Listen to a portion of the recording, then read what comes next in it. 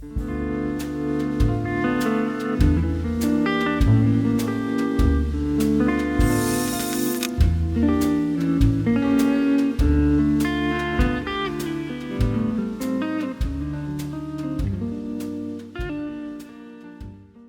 everyone, welcome to my channel.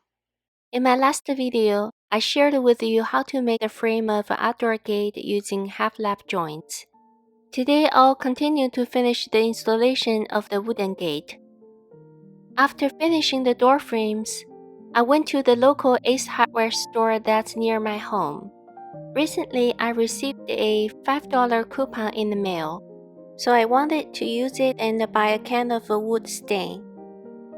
Last year, I did a patio makeover and used the Thompson's water seal for the deck floor.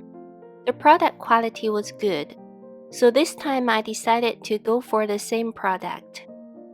I picked a color called maple brown, as the doors will be built with the fence boards, the rough materials, so the finish of the wood stain I chose solid.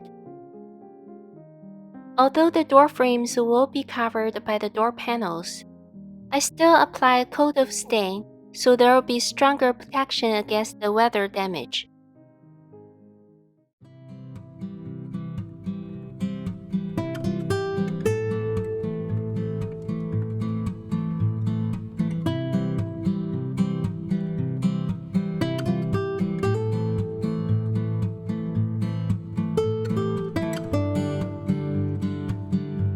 This is the leftover exterior paint that I found from my garage. There's only a little bit left over, but just enough for painting the two sides of the opening.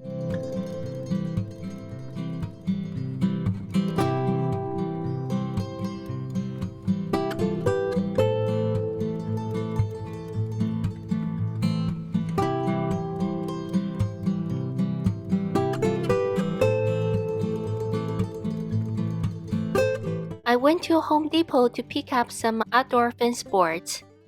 There were a few types of wood to choose from: redwood, cedar wood, and Douglas fir. The color of Douglas fir looks better and the price was much cheaper. I wanted to get these, however I wasn't sure about the quality. So once again, I called the clerk over and asked him that question. Redwood's the better quality, yeah. This is the type of wood that bends easy. The clerk said the redwood is the better and tougher material for the job. Douglas fir just bends too easily and won't last as long as the redwood. So problem solved. I bought 14 pieces of the redwood fence boards.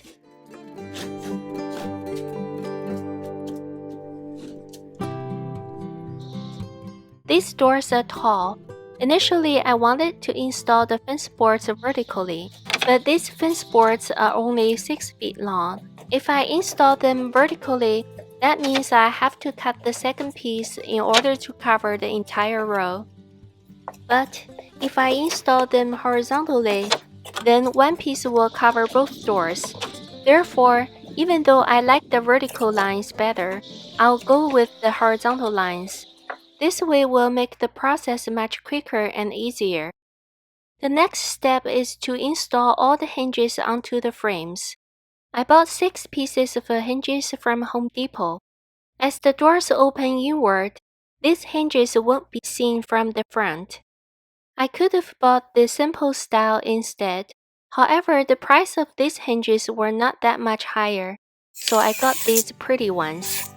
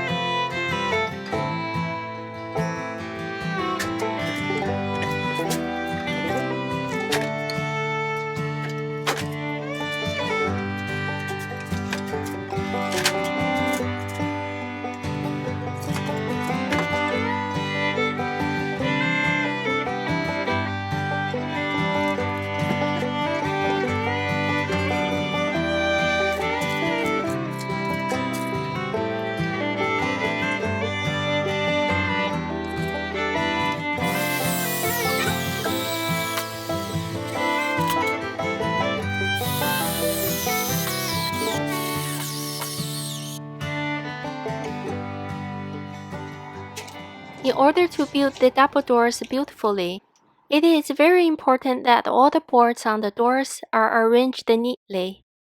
In this way, when cutting the boards, the length of each piece must be exact same. There is a quick way to cut all the boards in the same length with your miter saw. You can cut a dozen pieces within a minute.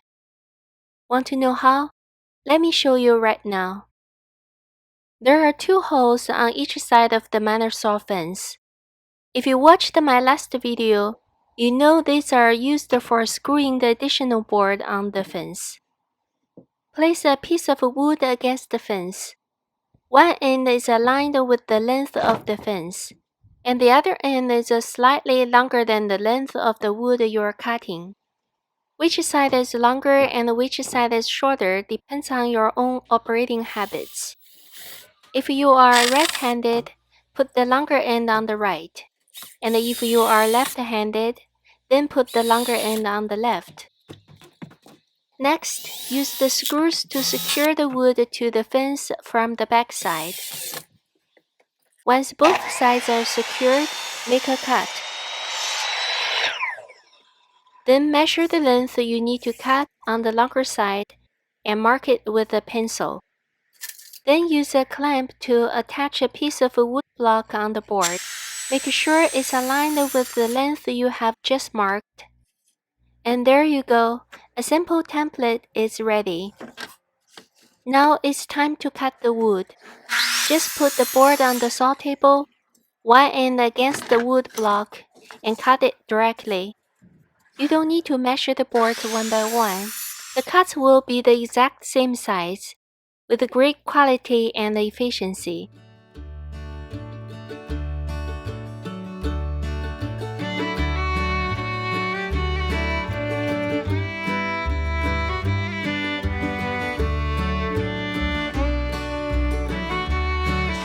You don't really have to set these outdoor fence boards, but I did it anyway as I thought it would look nicer after staining.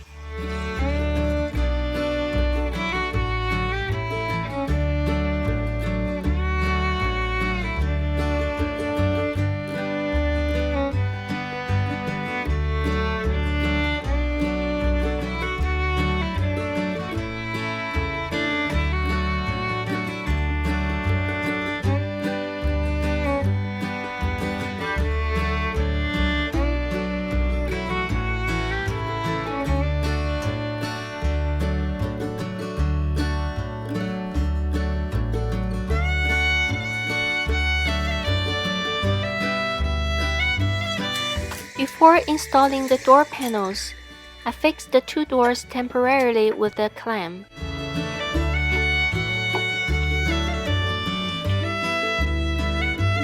And then installed the fence boards to the frame of the door with a nail gun. I use a level to make sure each row of the both doors is on the same horizontal line.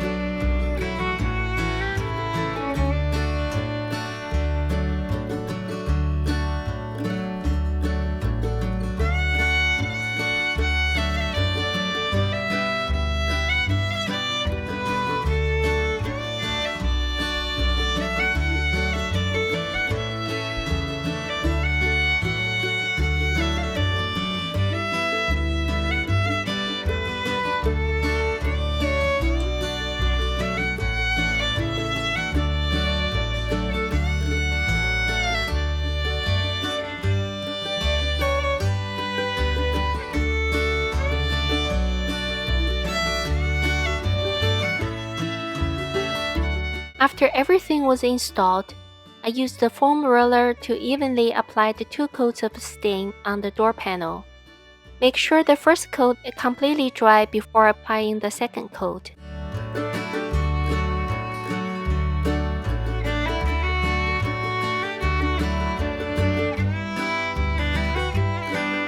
When I was browsing for the door handles, I came across this set of barn door hardware for large barn doors on Amazon. The set includes 2 door handles and 4 decorative hinges. I thought it would be nice for my large double door gate.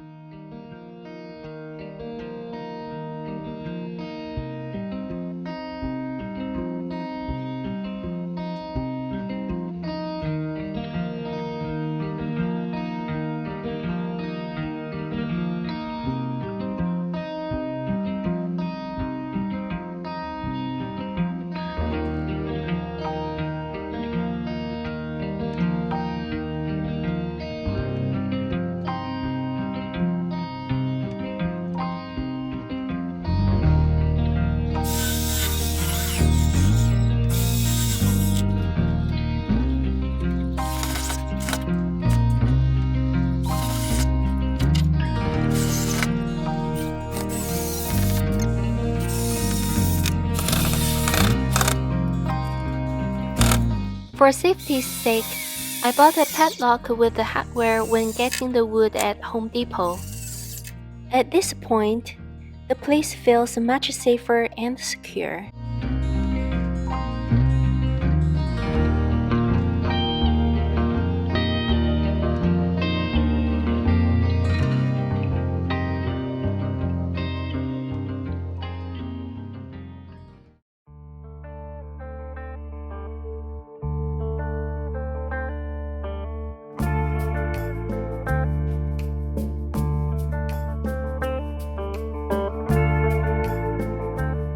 This is the first time for me to do this type of carpentry work.